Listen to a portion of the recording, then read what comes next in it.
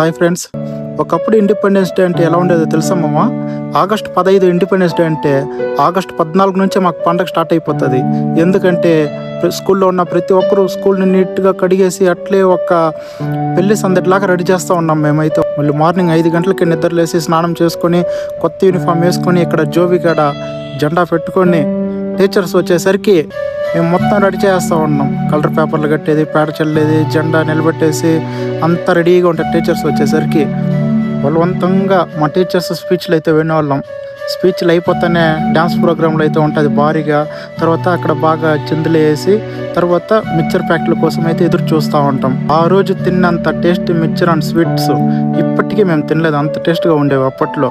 Function అయిపోగానే ఇంటికి రాగానే ఇంటికి వచ్చేసరికి మన సినిమా పోతూ ఉంటుంది టీవీలో. ఏ సినిమా తెలుసు కదా, ఖడ్గం సినిమా పోతూ ఉంటుంది. సంవత్సరానికి ఒకసారైనా మనలో దేశభక్తి పొంగిపోలేదు. కానీ ఇప్పుడు అలా లేదు. వేసరికి జెండా కూడా ఎగిరిపోయి ఉంటుంది. ఊర్లో ఏ గవర్నమెంట్ స్కూల్లో గవర్నమెంట్ ఆఫీస్ ఉంటే తప్ప జనగణమన కూడా వినిపడేలేదు. భారతదేశానికి స్వాతంత్రం వచ్చిందే కానీ ఇంకా మనలో ఎంతమంది ఇంకా స్వాతంత్రంగా బతుకుతున్నారు? మీరే కామెంట్ చేయండి, ప్రతి ఒక్కరు కామెంట్ చేయండి. జై హింద్.